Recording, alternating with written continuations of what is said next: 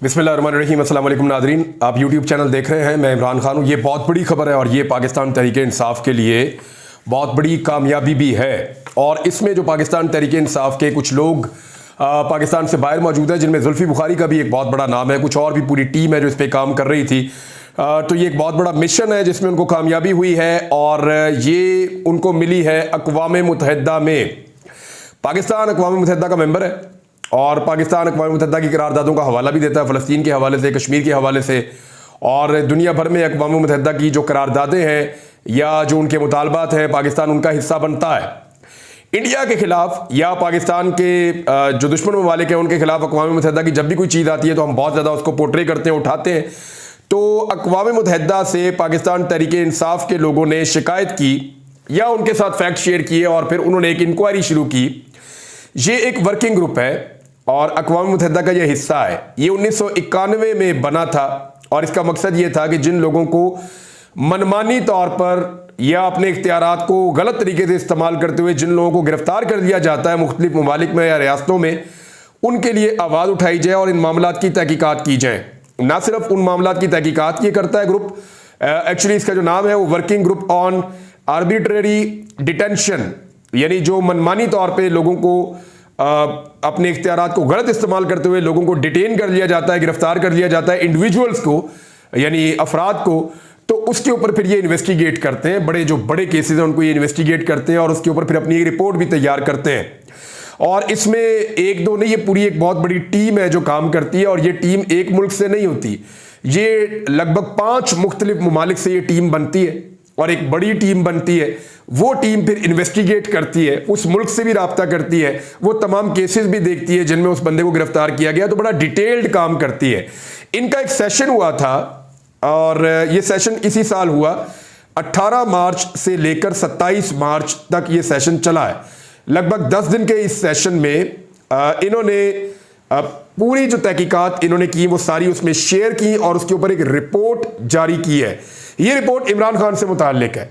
इमरान खान साहब की गिरफ्तारी कैसे होती है, किन हालात में होती है, क्या वजूहात बनती हैं। अच्छा, इन्होंने राब्ता भी किया गवर्नमेंट ऑफ पाकिस्तान से। इनका दावा यह है कि नवंबर 2023 में इमरान खान साहब की गिरफ्तारी के बाद, यानी अगस्त में इमरान खान साहब गिरफ्तार हुए और ये अपनी तहकीकात कर रहे थे। सितंबर गुजर गया, अक्टूबर गुजर गया, नवंबर में इन्होंने हुकूमत पाकिस्तान से भी राब्ता किया और इन्होंने हुकूमत पाकिस्तान से कहा कि जनाब आप बताएं कि ये केस हमारे पास है और इस शख्स की गिरफ्तारी के बाद आपके पास जो लीगल जस्टिफिकेशन है या कानूनी जवाब है वो आप हमें फराम करें। लेकिन पाकिस्तान ने, रियासत पाकिस्तान ने इसके ऊपर किसी किस्म का कोई जवाब देना पसंद नहीं किया।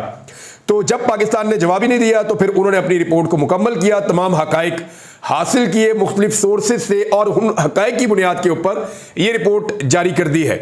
रिपोर्ट कहती क्या है? ये बड़ी डिटेल्ड एक रिपोर्ट है, इसमें बहुत सारी चीज़ें शामिल है, लेकिन इसका वन लाइनर यह है कि उन्होंने करार दिया कि इमरान खान साहब की गिरफ्तारी गलत हुई है और ये गैर कानूनी हुई है और इन्हें रिहा किया जाना चाहिए। अब इसमें अक़वाम मुत्तहिदा का जो वर्किंग ग्रुप है वो ये कह रहा है कि ज़ालिमाना हिरासत से मुताल्लिक अक़वाम मुत्तहिदा के वर्किंग ग्रुप ने कहा है कि पाकिस्तान तहरीक इंसाफ के बानी इमरान खान पहले तोशाखाना केस में हिरासत और मुकदमे के साथ साथ उनके खिलाफ साइफर केसेस की कोई कानूनी हैसियत नहीं, जो उन्हें सियासी मैदान में मुकाबले से बाज रखने के लिए सियासी तौर पर बनाए गए हैं। वो ये कह रहे हैं एक तो कोई हैसियत ही नहीं है कानूनी इन मुकदमात की, तो पहले दिन से हम सब आपको बता रहे हैं कि कानूनी हैसियत तो है कोई नहीं।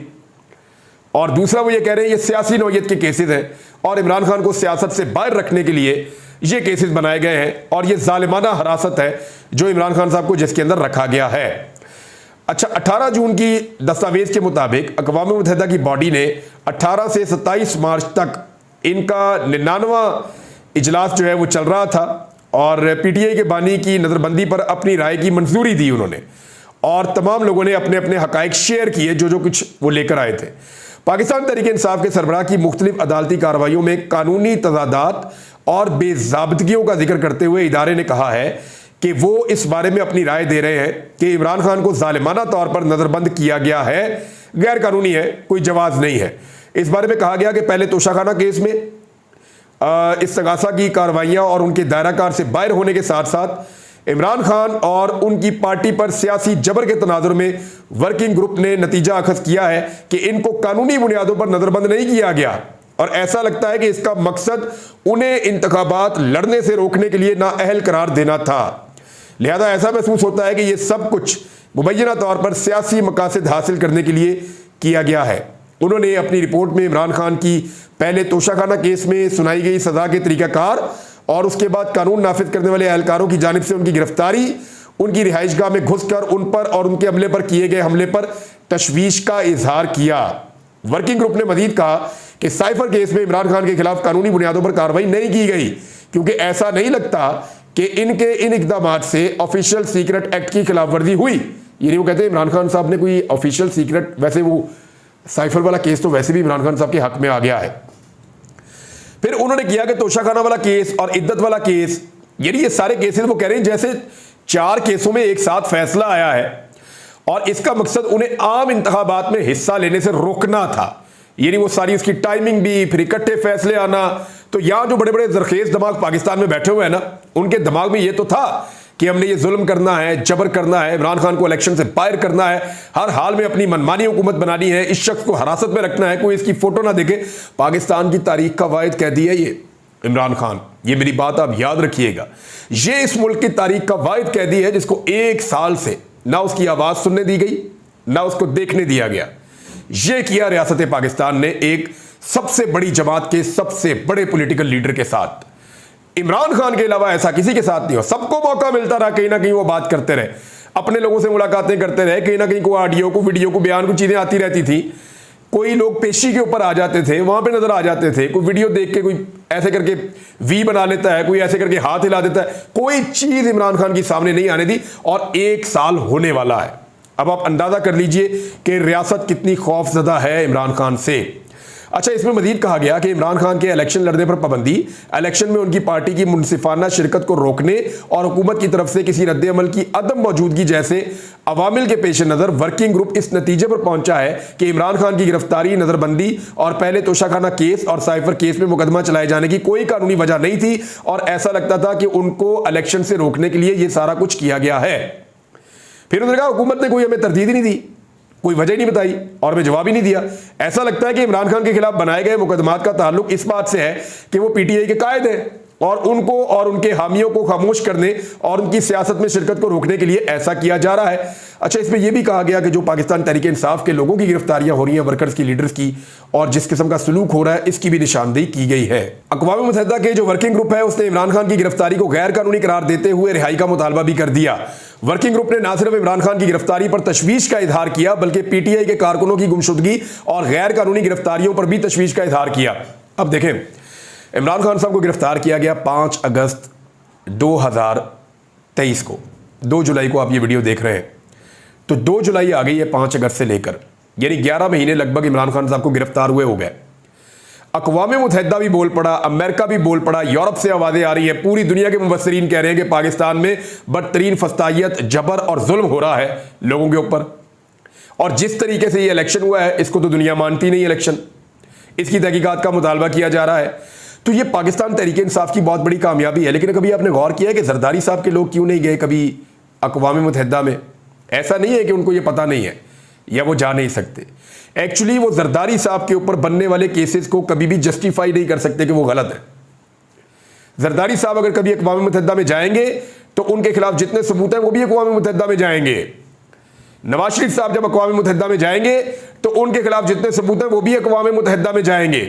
आज से पहले कोई भी नहीं गया। ये पाकिस्तान का वाहिद लीडर है जिसके ऊपर केसेस बने, तो उसके लोग अक़वाम मुत्तहिदा में गए और अक़वाम मुत्तहिदा ने बाकायदा वर्किंग ग्रुप ने पूछा पाकिस्तान से कि बताओ कोई जवाब है, और पाकिस्तान के पास कोई जवाब होता तो पाकिस्तान दे भी देता, तो उनको जवाब दिया भी नहीं। और वो ये बता भी रहे हैं कि हमने सवाल पूछे और हमें जवाब ही नहीं दिया। तो इसका मतलब यह है कि इमरान खान साहब की पार्टी में यह इखलाकी जुर्रत मौजूद है कि वो किसी भी फोरम का दरवाजा खटखटाकर धड़ल्ले से यह कह सकते हैं कि जनाब हमारा लीडर बेकसूर है, ये सारे झूठे केसेस हैं, अगर कुछ है तो ले आओ, लाके साबित कर दो। तो पाकिस्तान के अंदर तो आप इमरान खान को कैद में रख सकते हैं, उसको रगड़ा लगा सकते हैं, उसके कारकुनों को रगड़ा लगा सकते हैं, लेकिन यह मुमकिन नहीं है कि आप आलमी फोरम के ऊपर उन्हीं सबूतों की रोशनी में इमरान खान को मलाइन कर सकें या उसके खिलाफ कुछ साबित कर सकें। लिहाजा फिर आलमी फोरम से पाकिस्तान ने या रियासत पाकिस्तान ने गुरेज किया और उनको जवाब भी नहीं दिया। हालांकि उस वक्त जो हुकूमत थी, काकड़ साहब मौजूद थे जब यह सवाल किया गया, तो काकड़ साहब तो इमरान खान साहब से शदीद नफरत करते थे या उनको लाने वाले शदीद नफरत करते थे, तो उन लोगों ने तो जवाब उनको फौरन देना चाहिए था, उन्होंने जवाब दिया ही नहीं। एक और जो बड़ी खबर है वो पाकिस्तान तहरीक इंसाफ से मुताल्लिक है। तहरीक इंसाफ की कोर कमेटी ने एक मीटिंग की और उसमें यह कहा कि मुश्किल वक्त में राहें जुदा करने वाले पार्टी के लिए काबिल कबूल नहीं है, यह तहरीक इंसाफ ने कहा। तहरीक इंसाफ ने एलामिया जारी कर दिया और उसमें 3 बड़ी अहम करारदादें मुत्तफिका तौर पर मंजूर कर ली। एक तो सेक्रेटरी जनरल उमर अयूब खान का इस्तीफा मंजूर ना करने की सिफारिश करते हुए कहा गया कि कोर कमेटी उमर अयूब की जानिब से इंतहाई कठिन और आजमाइशी हालात के दौरान पार्टी के लिए पेश की गई जो काबिल तहसीन खिदमात है उनकी मोतरफ है, उनसे पार्टी ओहदे से अपना इस्तीफा वापस लेने की हम दरख्वास्त करते हैं। यह भी कहा गया कि उमर अयूब बतौर पार्टी सेक्रेटरी जनरल खिदमात मौजूदा हालात के तनाजुर में पार्टी पॉलिसियों की तसलसल के लिए नहायत अहमियत की हामिल है। कोर कमेटी ताहयात और बानी चेयरमैन इमरान खान से उमर अयूब खान का इस्तीफा मंजूर ना करने की दरख्वास्त करती है। करारदाद में मजीद कहा गया कि कोर कमेटी नहायत हसास और अहम तरीन बोर्ड पर पार्टी से राहें जुदा करने वाले अफराद की शदीद मजम्मत करती है। मुश्किल वक्त में पार्टी छोड़ जाने वालों के पास बाहर बैठकर पार्टी मामलात पर तबसरा आराई करने का कोई इखलाकी जवाज या इख्तियार नहीं है। पार्टी का ऐसे तमाम अफराद से कोई सरोकार ना है और ना ही इनके बयानात किसी तौर पर पार्टी मामलात पर असरअंदाज हो सकते हैं। मुश्किल वक्त में राहें जुदा करने वाले लोग पार्टी के लिए फिर से कभी काबिल कबूल नहीं होंगे। एलामिया में मजीद कहा गया वो तमाम अफराद जिन्हें अपने किए पर अफसोस है उनके मुतालिक फैसला ताहयात और बानी चेयरमैन इमरान खान साहब की सवाबदीद है। और साथ ही साथ उन्होंने कहा कि पार्टी का नज़्म ज़ब्त जो है उसकी खिलाफ वर्जी जो भी करेगा नहायत सख्ती से उसके खिलाफ निपटा जाएगा। पार्टी नज़्म ज़ब्त की खिलाफ वर्जी करने वालों को बुनियादी रुकनियत की मुअत्तली समेत दीगर तादीबी इक़दामात का सामना करना होगा और जिन अफराद को डिसिप्लिन की खिलाफ वर्जी पर नोटिस दिए जा चुके हैं उनका मामला 7 रोज में निपटाया जाएगा। अब मामला यह है कि आपने गौर किया नाज़रीन कि कुछ लोग अब टीवी चैनल पे आकर बोलना शुरू हो गए। ये वो लोग हैं जिनके बकौल वो मुश्किल की वजह से पार्टी को छोड़ गए थे या उनके ऊपर घेरा इतना तंग था कि वो पार्टी को छोड़ गए थे, लेकिन उस वक्त भी बहुत सारे लोगों ने पार्टी को नहीं छोड़ा। वो लोग आज गिरफ्तार हैं। शाह महमूद कुरैशी पार्टी नहीं छोड़ी, अंदर बैठे हुए हैं। इमरान खान साहब हैं, वो खुद सख्ती बर्दाश्त कर रहे हैं। यास्मीन राशिद हैं, सनम जावेद हैं, आलिया हमजा साहिबा हैं, फिर एजाज चौधरी साहब हैं, बहुत बड़ा नाम है पार्टी का और उन्होंने पार्टी नहीं छोड़ी। पंजाब के सदर रहे हैं वो पार्टी के। मियाँ महमूद रशीद साहब अपोजिशन लीडर रहे हैं पंजाब के, बड़े ज़बरदस्त पाकिस्तान तहरीक इंसाफ के लीडर हैं। उमर चीमा गवर्नर रहे हैं, बड़े मजबूत आदमी हैं और उन्होंने इमरान खान साहब से लंबी वफादारी की एक तारीख रकम की है। तो ये वो लोग हैं जिन्होंने पार्टी को नहीं छोड़ा, मुश्किल देख ली और कुछ लोगों ने छोड़ दिया कि मुश्किल के बावजूद मुश्किल आई, उन्होंने कहा छोड़ो निकलते हैं यहाँ से, और वो पार्टी छोड़कर निकल गए। अब जिन लोगों ने पार्टी छोड़ दी वो दोबारा पार्टी में आना चाहते हैं, लेकिन आप गौर करें कि कुछ लोग अचानक से टीवी चैनल पे आकर बोलना शुरू हो गए। मैं नाज़रीन आपके सामने बैठा हूं, आप गौर कीजिए, ये जो लोग अब टीवी पे आकर बोल रहे हैं ये पाकिस्तान से बाहर ट्रैवल भी कर सकते हैं। इनके नाम ECL में डालने की जरूरत ही नहीं पड़ी, ये गए जाके ट्रैवल करके भी आ जाते हैं। लेकिन बहुत सारे लोग हैं जो अभी भी ट्रैवल नहीं कर सकते पाकिस्तान से बाहर। गौर कीजिएगा आप, ये लोग जो कुछ इनके साथ कैद में हुआ वो बता सकते हैं और जितना चाहें बढ़ा चढ़ा के, उतार के, उठा के, गिरा के, जैसे मर्जी ये बता देते हैं और इन्हें कोई कुछ कहता भी नहीं है। फिर पाकिस्तान के तमाम नेशनल टेलीविजन चैनल्स इनको अलाउ करते हैं कि ये आए और इमरान खान का नाम भी लें और नाम लेकर वहां बोलें भी और वो टीवी पे चलता भी है। आपको हैरत नहीं हो रही? वो इमरान खान जिसका नाम लेने पर पाबंदी है, वो इमरान खान जिसके लोगों को टीवी पर लेने पर पाबंदी थी, अचानक से ऐसे लोग जिनको जो पार्टी छोड़ गए थे, जिन लोगों को थोड़ी बहुत सख्ती है वो पार्टियां छोड़कर चले गए, अब वो टीवी चैनल्स पे आकर बैठ रहे हैं और टीवी चैनल्स की जीनत बन रहे हैं और टीवी चैनल्स उनको दिखा भी रहे हैं और कोई रोक भी नहीं रहा। उस्मान डार का इंटरव्यू क्यों नहीं होता? कभी सोचा आपने? सदाकत अली अब्बासी को इंटरव्यू क्यों नहीं देने दे रहे? कभी सोचा आपने? आए ना कोई टीवी चैनल उन दोनों का इंटरव्यू करे, उस्मान डार का, सदाकत अब्बासी का। मेरी कई टीवी चैनल से बात चल रही है, वो कहते हैं जी NOC आएगा तो फिर आपको हम बोलने देंगे। मैंने उनसे कहा कि यार मुझे तो नहीं पता कौन सा NOC, मैं बात करना चाहता हूं टीवी पे, मुझे आप बतौर मेहमान बुला लें, मुझे आप बतौर होस्ट बुला लें, मुझे आप दोबारा से काम के लिए नौकरी दे दें, मैं टीवी चैनल पे काम करना चाहता हूं। नहीं बोलने दिया जा रहा। यानी ये अजीब नहीं लगता आपको कि कुछ लोग हैं जो बोल पा रहे हैं, वो बातें भी कर रहे हैं जो बाकी लोगों को करने के लिए इजाजत नहीं है, उनके ऊपर बदस्तूर बहुत दबाव है। यानी अभी भी सदाकत अब्बासी साहब या उस्मान डार साहब अगर बोलें तो मेरी इंफॉर्मेशन के मुताबिक उनके गिर्द घेरा तंग है और वो दबाव में है और वो अभी भी खुलकर बात नहीं कर पाते और उनके लिए बहुत मुश्किलात अभी भी मौजूद हैं। लेकिन चंद लोगों के लिए मुश्किलात मौजूद नहीं है, तो इसका कोई तो रीज़न होगा ना। तो इसके ऊपर आप सोचिए। बहरहाल देखते हैं। नाज़रीन, बिलाखिर ताजरों ने भी नवाज शरीफ साहब को और उनकी पार्टी को आड़े हाथों ले लिया। यानी इस जमात को ताजरों की पार्टी कहा जाता था, लेकिन जिस किस्म का इन्होंने बजट दिया है, जो इन्होंने IMF के साथ मिलकर खाना खराब किया है पाकिस्तान का, तो उसके बाद ताजिर भी अब इनको झोलियां उठा उठाकर बदवाएं दे रहे हैं और वो उस दिन को रो रहे हैं जब उन्होंने इस जमात को सपोर्ट किया था। ताजिरों ने यहां तक कह दिया कि मियाँ साहब 18-20 सीटें लेकर आप आए और आप मुल्क के वज़ीर-ए-आज़म बन गए, और कम से कम आप हमारा ख्याल ही रख लें। जितना ज़ालिमाना बजट आपने दे दिया है या जैसे टैक्सेस आपने हम पे लगा दिए हैं, हम तो भूखे मर जाएंगे। जो पेट्रोलियम डीलर्स हैं वो ये कह रहे हैं कि अगर एडवांस टैक्स वापस ना लिया तो पूरा मुल्क हम बंद कर देंगे।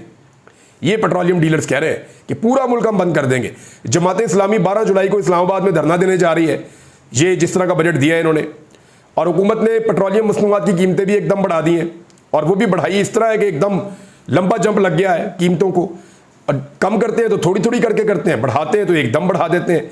एडवांस टैक्स वापस ना हुआ तो 5 जुलाई को पूरा मुल्क बंद कर देंगे, ये पेट्रोलियम डीलर एसोसिएशन कह रही है। जबकि शहबाज शरीफ साहब का ऐसे में स्टेटमेंट पता क्या आ रहा है, अल्हम्दुलिल्लाह मुल्क माशी तौर पर दुरुस्त सिमत में गामजन हो चुका है, ये शहबाज शरीफ कह रहे हैं। और सेम टाइम में ख्वाजा आसिफ का स्टेटमेंट भी सुन लें। IMF जो है वो पाकिस्तान की खुद मुख्तारी के लिए खतरा है, हालिया टैक्स IMF के दबाव पर लगाए गए हैं। अब आप अंदाजा कर लें। और वजीर दिफा और वजीर आजम दोनों एक पेज पे नहीं है। वजीर आजम कह रहा है बिल्कुल सेट हम जा रहे हैं, सीधे जा रहे हैं। वजीर दिफा कह रहे हैं जी बेड़ा गर्क हो गया, कोई चीज़ नहीं बच रही। IMF मुल्क की सालमियत के लिए उन्होंने इसको, मुल्क की खुद मुख्तारी के लिए उन्होंने इसको खतरा करार दिया है ख्वाजा आसिफ ने। अब आप अंदाज़ा कर लें कि वज़ीर दिफा और वज़ीर आज़म दोनों एक पेज के ऊपर नहीं है। ऐसी नकम्मी, नकट्टू और अजीबो गरीब किस्म की हुकूमत लाकर पाकिस्तानियों के ऊपर मुसल्लत कर दी गई है, जबकि IMF की शराइत अभी भी खत्म नहीं हो रही, एक के बाद एक शराइत आ रही हैं। मैं तो इकॉनमी के ऊपर कौन से नए टैक्सेस लगे हैं और किस तरह से लगे हैं उनके ऊपर एक डिटेल्ड प्रोग्राम करता हूँ और चीज़ें आपके साथ शेयर करता हूँ बाद में। अब तक के लिए इतने, अपना ख्याल रखिएगा, अपने इस चैनल का भी। अल्लाह हाफिज़।